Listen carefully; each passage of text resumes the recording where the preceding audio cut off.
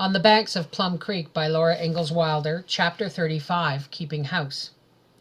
Now in the daytimes Pa was driving the wagon up and down Plum Creek and bringing load after load of logs to pile by the door. He cut down old plum trees and old willows and cottonwoods, leaving the little ones to grow. He hauled them and stacked them and chopped and split them into stove wood, till he had a big wood pile. With his short-handled axe in his belt, his traps on his arm, and his guns against his shoulder, he walked far up Plum Creek, setting traps for muskrat, mink, otter, and fox. One evening at supper, Pa said he found a beaver meadow, but he did not set traps there because so few beavers were left. He had seen a fox and shot at it, but missed. "I'm all out of practice hunting," he said. "It's a fine place we have here, but there isn't much game. Makes a fellow think places out west where there are no schools for children, Charles," said Ma. "You're right, Caroline. You usually are." "Listen to that wind," he said. "We'll have a storm tomorrow."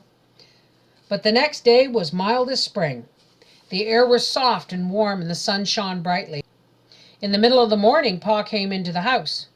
"Let's have an early dinner and take a walk to town this afternoon," he said to Ma.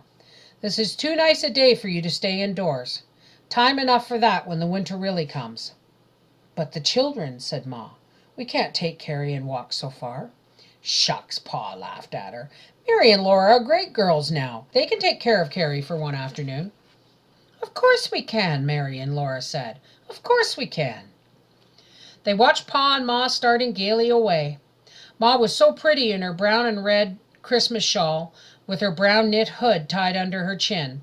She stepped so quickly and looked up at Pa so merrily that Laura thought she was like a bird. Then Laura swept the floor while Mary cleared the table. Mary washed the dishes, and Laura wiped them and put them in the cupboard.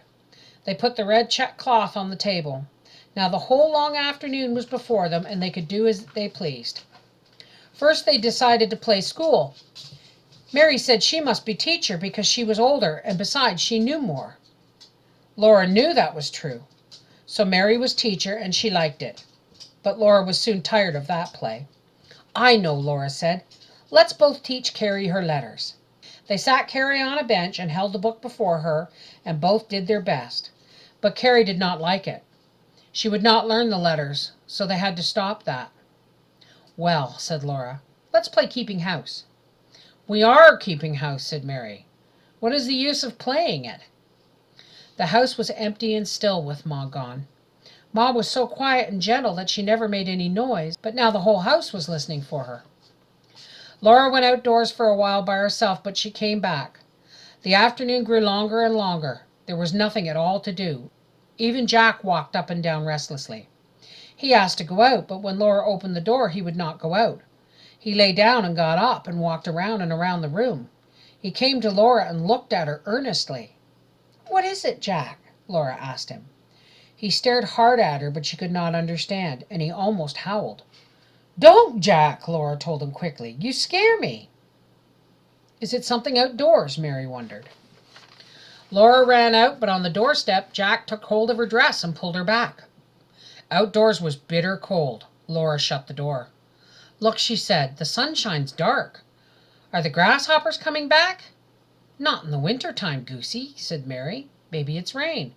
"Goosey yourself! It doesn't rain in the winter time." "Well, snow then. What's the difference?" Mary was angry, and so was Laura. They would have gone on quarreling, but suddenly there was no sunshine. They ran to look through the bedroom window. A dark cloud with fleecy white underside was coming fast from the northwest.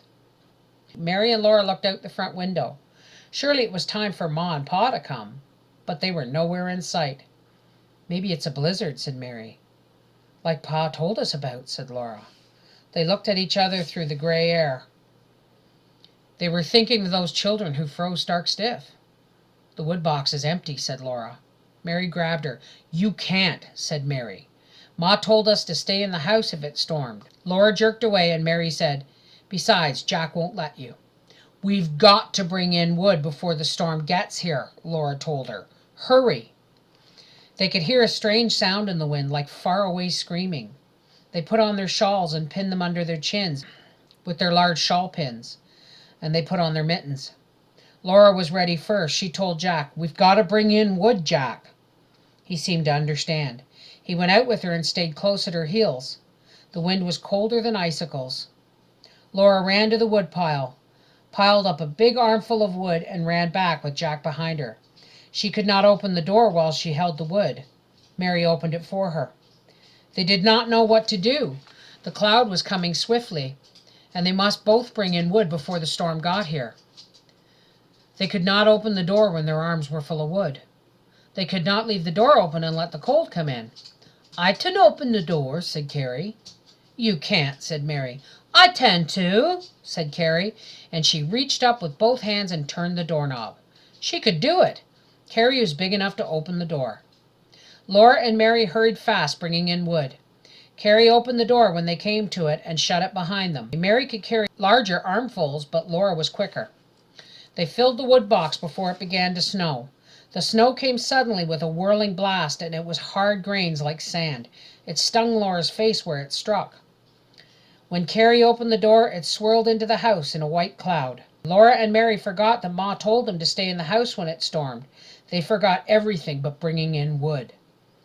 They ran frantically back and forth, bringing each time all the wood they could stagger under.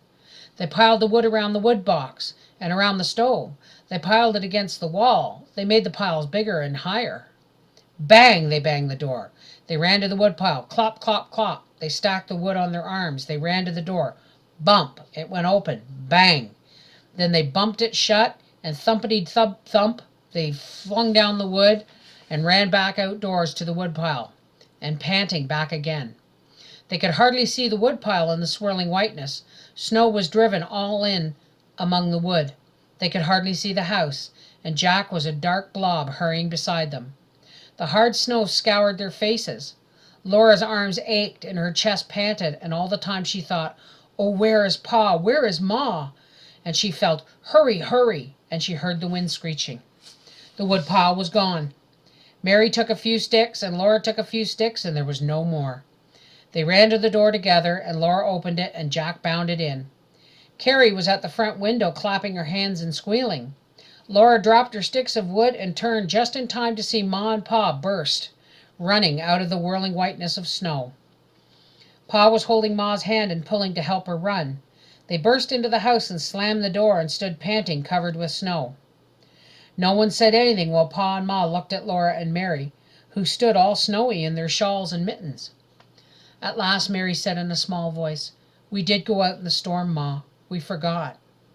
Laura's head bowed down, and she said, "We didn't want to burn up the furniture, Pa, and freeze stark stiff." "Well, I'll be darned," said Pa, "if they didn't move the whole woodpile in. All the wood I cut to last a couple of weeks." There, piled up in the house, was the whole woodpile.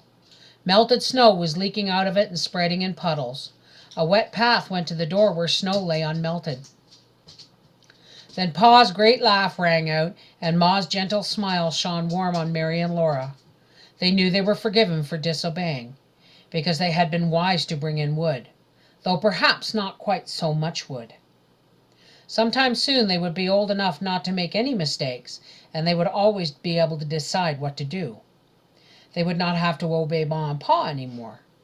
They bustled off Ma's shawl and stood and brushed the snow from them and hung them up to dry. Pa hurried to the stable to do the chores before the storm grew worse. Then while Ma rested, they stacked the wood neatly as she told them, and they swept and mopped the floor. The house was neat and cozy again. The tea kettle hummed. The fire shone brightly from the draughts above the stove hearth. Snow swished against the windows. Pa came in. "Here's the little milk I could get here with, Caroline." The wind blew it up and out of the pail. "Caroline, this is a terrible storm. I couldn't see an inch, and the wind comes from all directions at once. I thought I was on the path, but I couldn't see the house, and, well, I just barely bumped against the corner. Another foot to the left and I never would have got in." "Charles," Ma said. "Nothing to be scared about now," Pa said. "But if we hadn't run all the way from town and beat this storm here—" Then his eyes twinkled, and he rumpled Mary's hair and pulled Laura's ear. "I'm glad all this wood is in the house, too," he said.